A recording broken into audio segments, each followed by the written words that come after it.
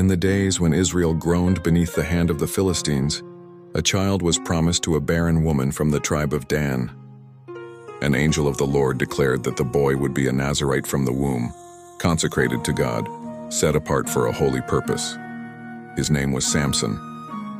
No razor would touch his head, for his hair was the outward sign of an inward vow, and through this covenant the Spirit of the Lord would clothe him with a strength beyond mortal men. Samson grew mighty in body, yet restless in spirit. He slew a lion with his bare hands.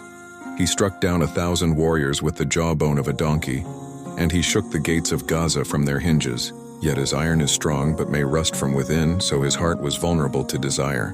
He loved women of foreign lands, and his steps wandered close to snares laid by the enemy. In the valley of Sorek he met Delilah, whose beauty was matched only by her cunning. The Philistine lords came to her with silver and promises, saying, "Entice him and discover the secret of his great strength, that we may bind him and humble him." She pressed him day by day, her voice a constant drip upon stone. 3 times Samson deceived her, and 3 times he awoke to find himself ambushed, yet his power remained.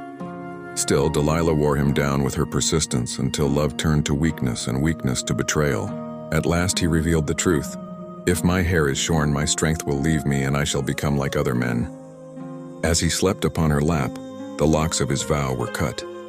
The Spirit of the Lord departed, and the Philistines seized him. They gouged out his eyes and bound him in chains of bronze, grinding grain in the prison house like an ox. The champion of Israel was broken, mocked by his foes, forgotten by his own. Yet hair grows, and with it so does hope. On the day of their great feast to Dagon, the Philistine lords summoned Samson to amuse them. They placed him between the pillars of the temple, where 3,000 mocked from above. Blind but not abandoned, Samson prayed, "O Lord God, remember me. Strengthen me just once more, that I may be avenged for my eyes." Placing his hands upon the pillars, he strained with all his might. The stone groaned, the beams cracked, and the temple fell. In his death, Samson struck down more enemies than in all his life, and his name was remembered among the judges of Israel. The tale of Samson and Delilah is more than a story of strength undone by scissors.